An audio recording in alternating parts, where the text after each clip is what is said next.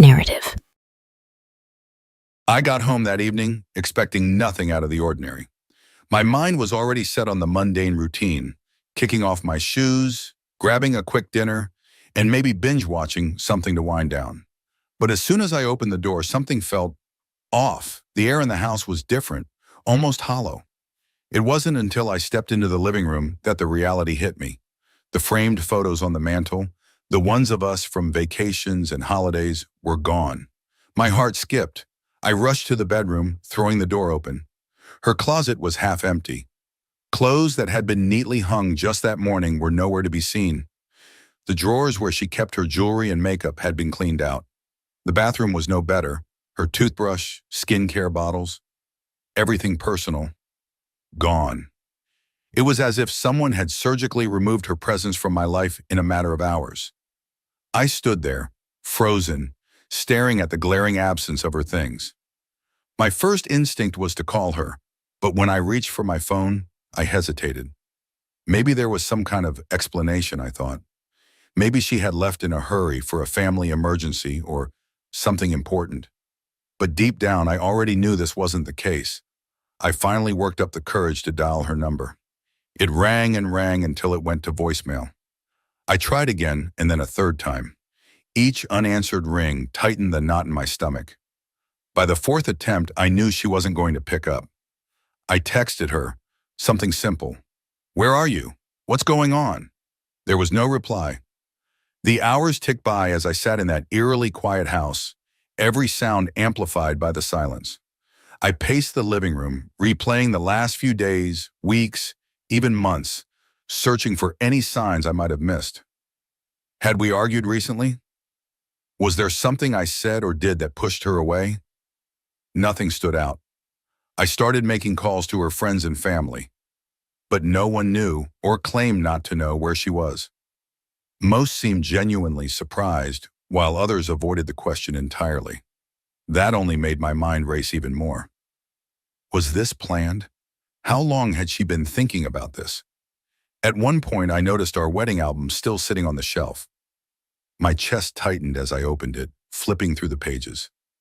There we were, smiling and holding hands, looking like nothing could ever come between us. It felt like a cruel reminder of how much things had changed, and I had no idea why. By midnight, exhaustion took over, but sleep didn't come easily.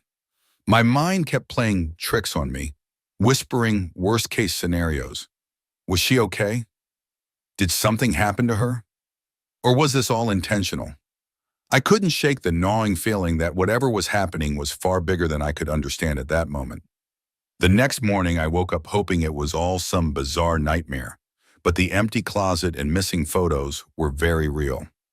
I sent another text, this time more desperate. "Please just tell me you're okay. I need to know what's happening." Once again, no response. I spent that entire day in a fog, unable to focus on anything. Every noise outside made me jump, thinking it might be her coming back. But she never did. The house, once filled with her laughter, her scent, her presence, felt like a stranger's home now.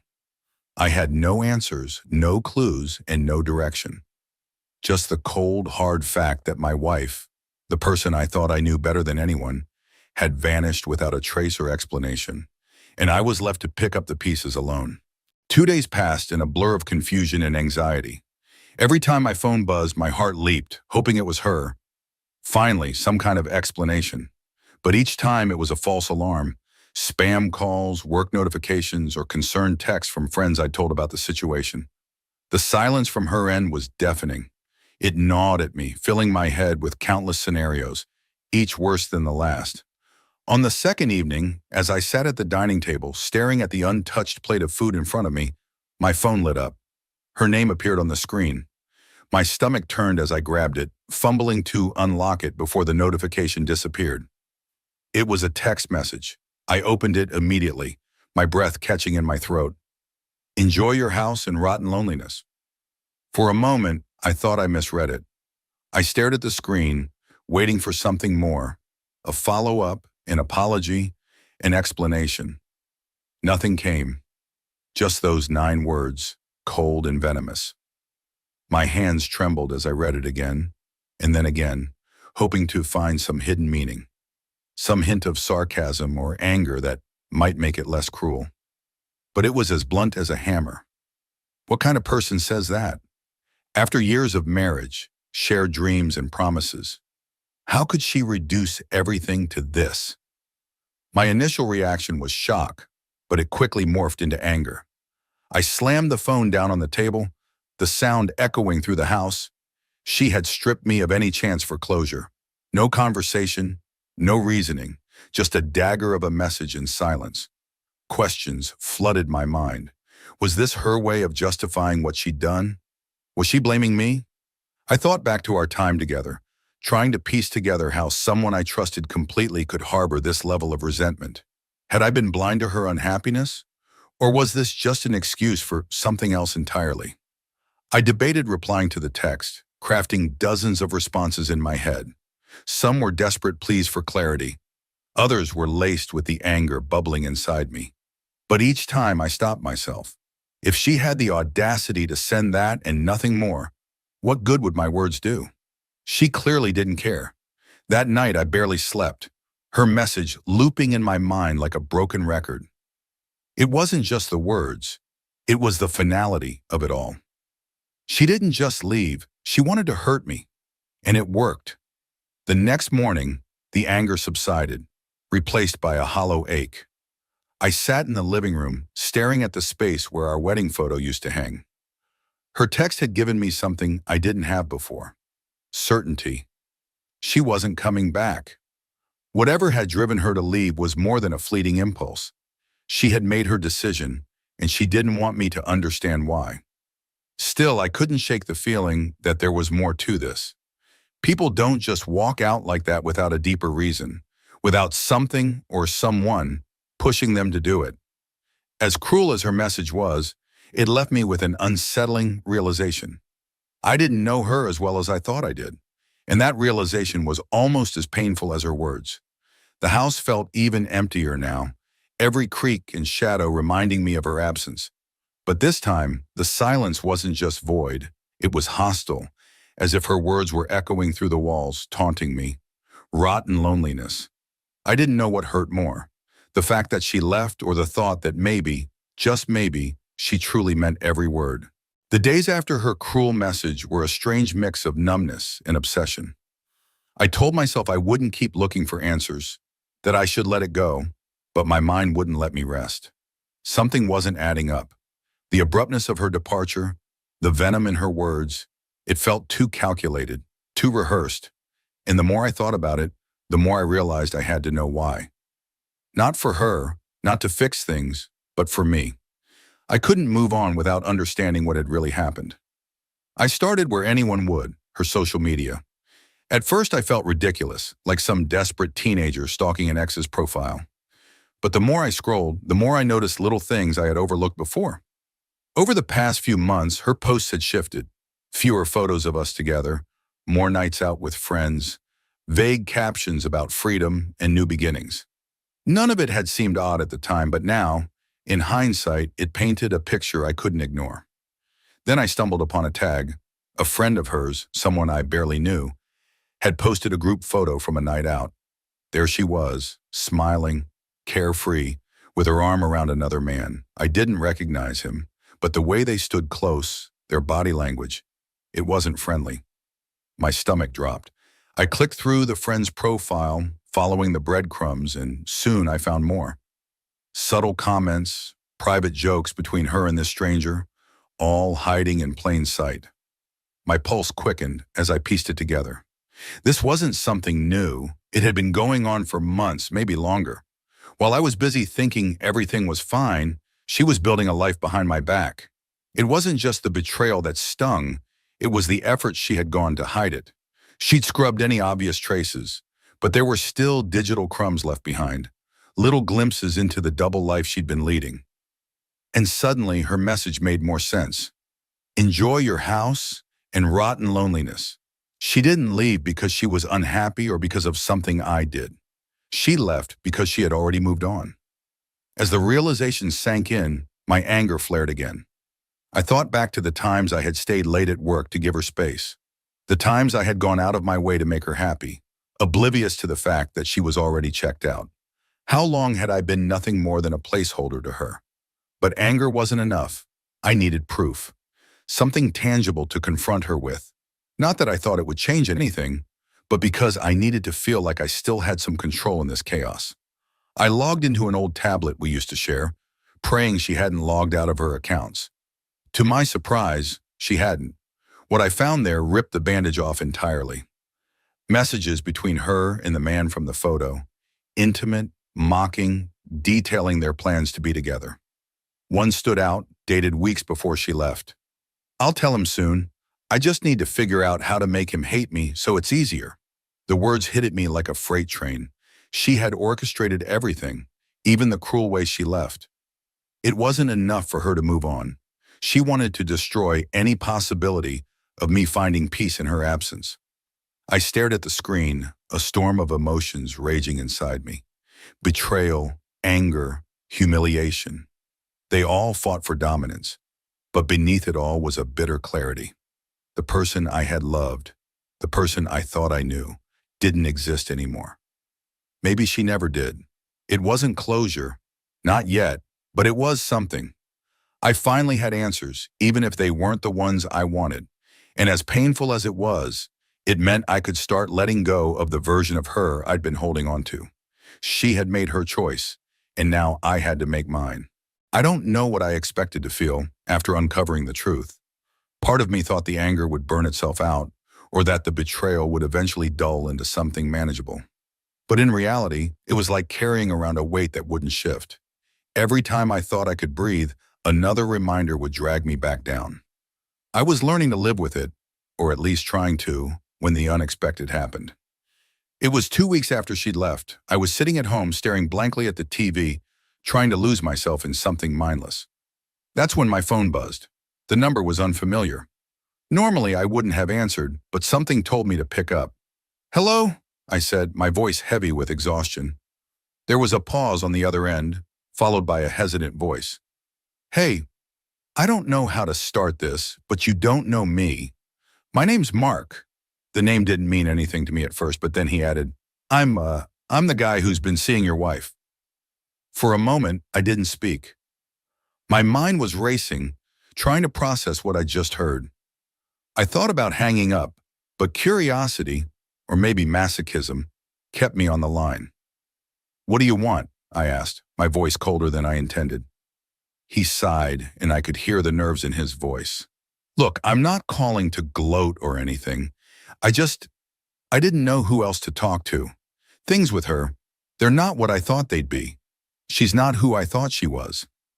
It felt surreal hearing this man, this stranger, complain about the woman who had blown my life apart. Part of me wanted to laugh, but I didn't. Instead, I listened as he continued. "She's been acting erratic," he said. "One minute, she's sweet and loving. The next, she's screaming at me over nothing. She told me she left you because you were controlling, but now, I don't know. She twists everything. Nothing's ever her fault. I feel like I'm walking on eggshells all the time." The irony was almost too much to bear. Here he was, the man she'd left me for, realizing the same things I'd spent weeks agonizing over. But what struck me most wasn't his complaints. It was his tone. He sounded defeated, scared even. "I thought she wanted to start fresh with me," he admitted, his voice cracking slightly. "But now I'm starting to think she just wanted to run from her problems. She blames you for everything, but man, I don't know. It feels like she's been lying to me too." Hearing those words should have felt like vindication, but they didn't. If anything, they made me feel worse.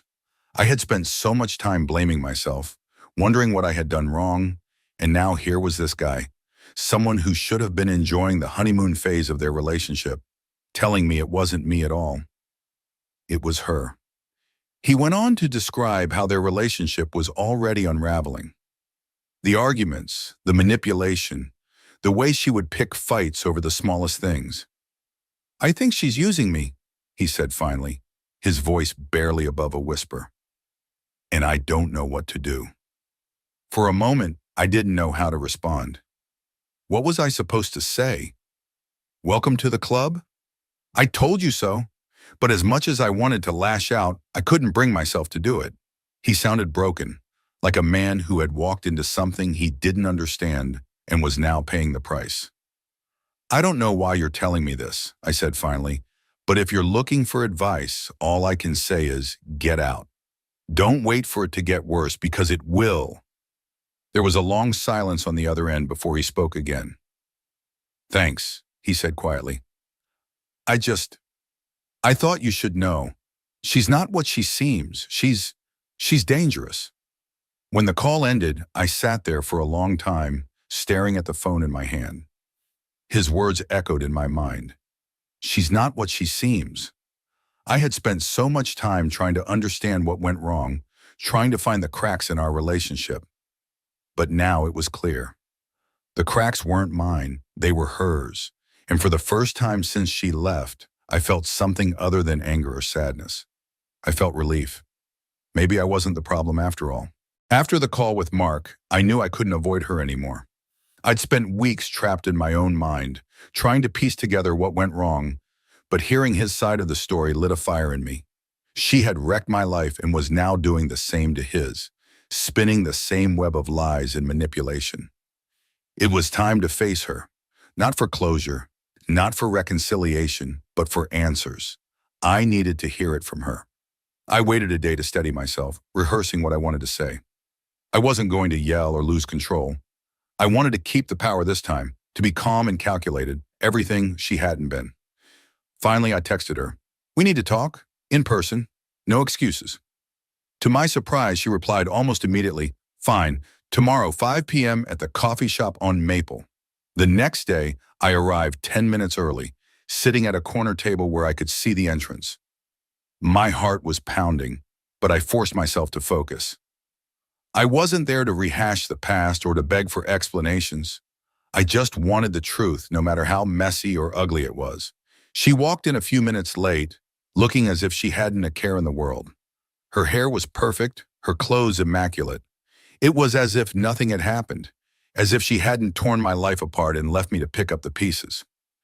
She spotted me and walked over, her expression unreadable.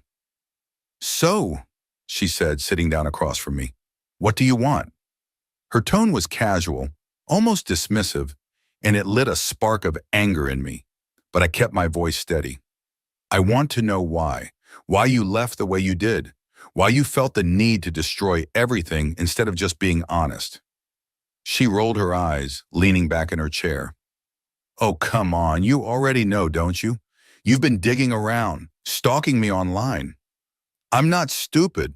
Her deflection didn't surprise me, but it didn't deter me either. I know you were seeing someone else. I know you planned all of this. But what I don't understand is why you felt the need to make me the villain. You couldn't just leave? You had to make me hate you first? For a moment, she didn't say anything. Then she sighed, leaning forward. You really don't get it, do you? I was miserable. Every single day, pretending to be happy in a life I didn't want. It wasn't about you, it was about me. Her words hit like a slap, but I didn't let it show. So you were miserable, and instead of talking to me, you decided to cheat, to ghost me and leave me with nothing but a spiteful message? That's your solution? She shrugged, her expression cold. You wouldn't have listened. You would have tried to fix things, to drag me back into a life I didn't want. I had to make it final. Her indifference stung more than anything else she'd said. This was the woman I had loved, the woman I thought I'd spend the rest of my life with. And here she was, acting as if I was nothing more than an inconvenience she'd discarded. Do you even feel guilty? I asked, my voice low. She hesitated for the first time, her mask slipping just slightly. I don't know, she said finally. Maybe, but guilt doesn't change anything. I did what I had to do. Her answer was hollow, but it told me everything I needed to know. She wasn't sorry, not for the pain she caused, not for the lies, not for the chaos she left in her wake. She had justified it all in her head, and nothing I said would change that. I stood up, pushing my chair back. I hope it was worth it, I said, my voice calm despite the storm inside me. She didn't respond, just watched as I walked away. For the first time in weeks, I felt lighter. The confrontation hadn't given me the closure I thought I wanted, but it had given me clarity. She wasn't the person I thought she was.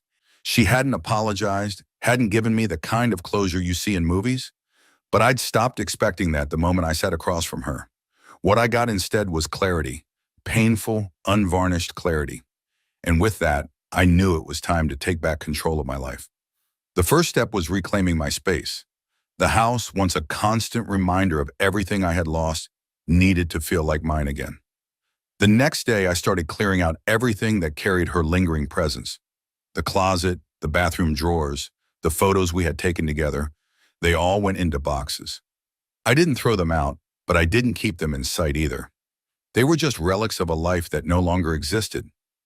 The emptiness in the house didn't feel as oppressive anymore.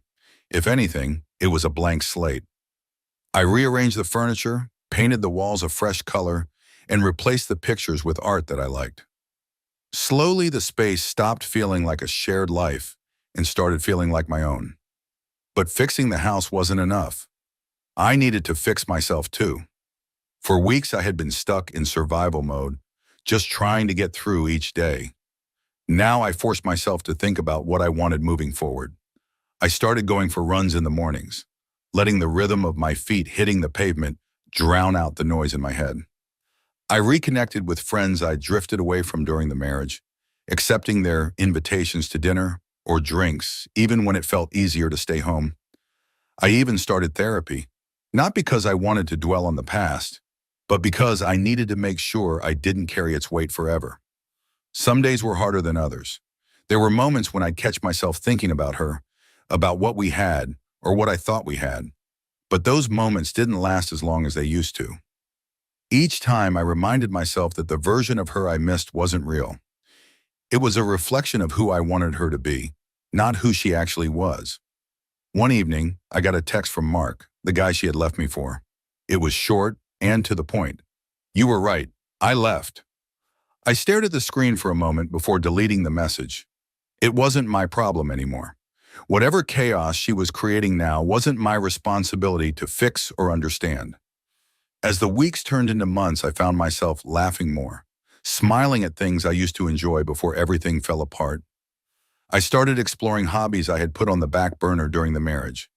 I took up photography, something I'd always wanted to try, and spent weekends driving to new places, capturing the world through a different lens, literally and figuratively. There was one moment that stood out to me. I was walking through a park on a crisp autumn morning, camera in hand, when a couple passed by, laughing and holding hands. For the first time in a long while, I didn't feel a pang of sadness or resentment. Instead, I felt hope. Not for reconciliation or anything like that, but for the idea that I could still find happiness, maybe even love someday. But for now, I was content just being me. The version of myself who had walked into that coffee shop, burdened with questions and anger, felt like a distant memory. I didn't need her to answer for what she had done anymore. Her actions had shaped part of my story, but they didn't define it. I had the pen now, and I was writing a different chapter. I don't think I'll ever fully understand why she did what she did. But maybe that's okay. Some people run from themselves, leaving destruction in their wake, and there's no making sense of it. All I know is I'm not chasing her ghost anymore. I'm moving forward, and for the first time in what feels like forever, that's enough. Our story has come to an end. If you've made it this far, how about subscribing to our channel? It helps us immensely. I've selected 2 other videos for you that I'm sure you'll enjoy. Feel free to click on them. I'll be waiting for you in the next story. See you soon.